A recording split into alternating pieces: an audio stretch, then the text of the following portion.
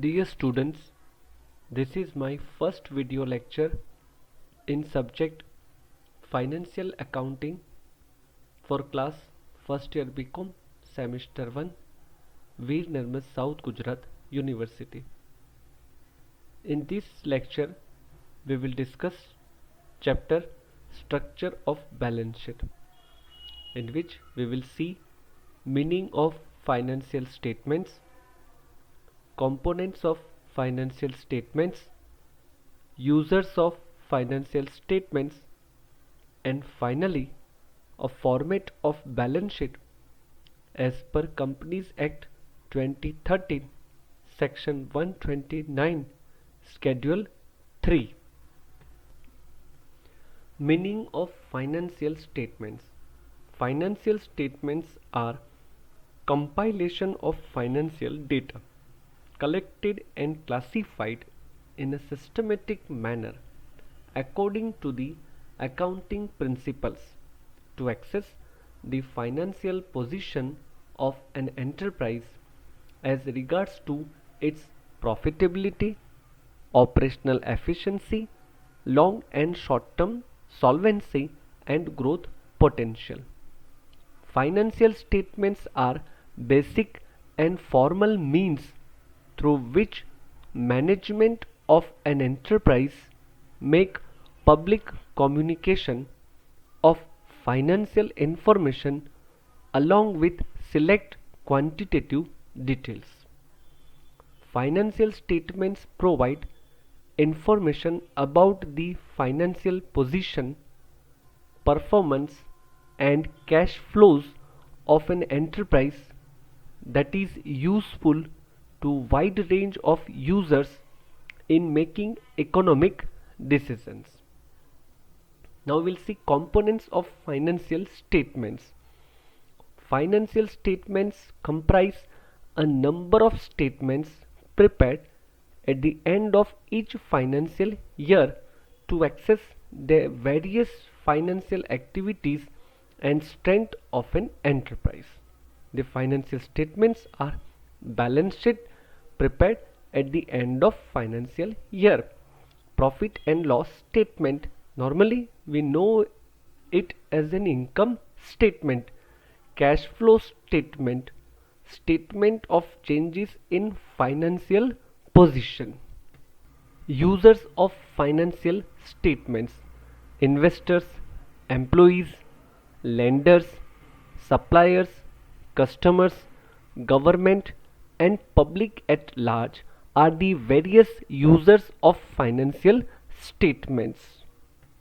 Now we will see users of financial statements and their information needs. First, investors. Information need of the group primarily relates to decision making of buy, hold, or sale of the equity shares, and also dividend paying ability of the entity is a matter of interest. Second, employees need to know about the stability and continued profitability of their employer, which would ensure payment of remuneration, employee opportunities, and retirement benefits. Third is the lenders, interested in debt serving ability. Number 4, suppliers, interested in information about the entity's ability in the short run to pay their dues. Of course, they are also interested in long run viability of the entity if it is the major customer. Next, customers seek information about the continuation of the entity, in particular if the entity is a major supplier. Sixth, government. They have manifold interests like taxation, contribution of the entity in the employment generation and economic activity of the nation. 7, public, mostly interested in employment generation and societal contribution. Now we will see format of balance sheet as per Companies Act 2013 section 129 Schedule 3, Part 1. First part of balance sheet is equity and liabilities. Number 1, shareholders fund. A, share capital. B, reserve and surplus. C, money received against share warrants. Second component, share application money pending allotment. Third component, non-current liabilities, in which we have A, long-term borrowings, B, deferred tax liabilities, C, other long-term liabilities, and D, long-term provisions. Fourth component of equity and liabilities, current liabilities. A, short-term borrowings, B, trade payables, C, other current liabilities, and D, short-term provisions. Now the second part of your balance sheet is assets, in which first is non-current assets. A, fixed assets. Number 1, tangible fixed assets. Number 2, intangible fixed assets. 3, capital work in progress. And 4th, intangible assets under development. B, non-current investments. C, deferred tax assets. D, long-term loans and advances. And E, other non-current assets. Number 2, current assets, in which we have A, current investments, B, inventories, C, trade receivables, D, cash and cash equivalents, E, short-term loans and advances, and F, other current assets.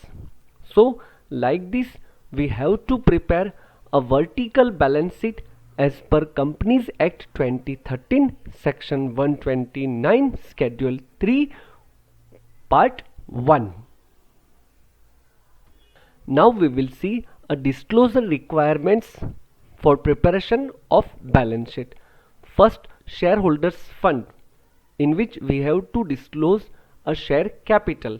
In share capital, the particulars are authorized share capital, number of shares issued, subscribed and paid up share capital, calls unpaid, that is calls in arrears, and forfeited shares accounts are to be disclosed like this. 30,000 equity shares of ₹100 each, fully paid up. 20,000 equity shares of ₹100 each, ₹80 called up and paid up. 15% 10,000 redeemable preference shares of ₹100 each. In this share capital, we will add forfeited shares account, originally paid up by the subscriber, and we will deduct calls in arrears, and finally we will get share capital of the company. B, reserves and surplus. Under reserve and surplus, we will record all the reserves of capital nature or a revenue nature or a statutory reserves. First, capital reserve, capital redemption reserve, securities premium account, general reserve account, dividend equalization reserve account, investment allowance reserve, project export reserve, development rebate reserve, export profit reserve, contingency reserve, debenture redemption reserve or a sinking fund, workman compensation reserve or a fund, insurance fund, revaluation reserve, and surplus, that is balance in statement of profit and loss account. Here we need to remember that debit balance of profit and loss account to be shown as negative figure in reserve and surplus, and if resultant figure of reserve and surplus is negative, this will be shown in this head only. Next, number 3, non-current liabilities, and particulars are long-term borrowings, deferred tax liabilities, other long-term liabilities, and long-term provisions. First, A, long-term borrowings, bonds and debentures, term loans from banks and from other parties, cash credit, bank overdraft, deferred payment liabilities, deposits, loans and advances from related parties are the components of long-term borrowings. Other long-term liabilities include trade payables, that is sundry creditors for goods and services for more than 12 months or operating cycle, and others, that is amounts due under contractual obligations. D. Long-term provisions, which include provision for employees' benefit and other long-term provisions. Next, current liabilities and particulars are short-term borrowings, trade payables, other short-term liabilities and short-term provisions. A. Short-term borrowings include loans repayables on demand from banks and from other parties, loans and advances from related parties, deposits and other loans and advances. C. Other short-term liabilities, which include current maturities of long-term debts, interest accrued but not due on borrowings, interest accrued and due on borrowings, income received in advance, unpaid or unclaimed dividends, unpaid matured deposits and interest accrued thereon, unpaid matured debentures and interest accrued thereon, other payables with nature. D. Short-term provisions, which include provisions for employee benefits, provision for dividend, provision for taxation and provision for bad debts. Apart from the above liabilities, contingent liabilities and commitments will also be recorded as a footnote of the balance sheet and will not include in total of balance sheet. And the components are uncalled liability on shares and other investments partly paid, claims against the company not acknowledged as debt, estimated amount of contracts remaining to be executed on capital account, disputed liabilities on account of income tax, sales tax, excise duty, GST, etc., disputed claims of workers, disputed trade claims, and guarantee given by company on behalf of directors or other officers of the company. Now we will see disclosure requirements of assets items. First is non-current assets, in which we have tangible assets, and the contents are land and buildings, plants and equipments or machinery, furniture and fixtures, vehicles, office equipments, livestock, computer hardware, etc. B. Intangible assets, in which we have contains goodwill, brands and trademarks, computer software, mining rights, copyrights, patents, intellectual property rights, service and operating rights, design and prototypes, license and franchises. E. Non-current investments, and the contents are investments in property, equity instruments, preference shares, government or trust securities, debentures or bonds, mutual funds, partnership firm or other non-current investments. Long-term loans and advances, and the contents are capital advances, security deposits, loans and advances to related parties, other loans and advances, that is prepaid expenses, advance tax, GST credit receivable, etc., which are not expected to be realized within the next 12 months or operating cycle, whichever is longer from the balance sheet date.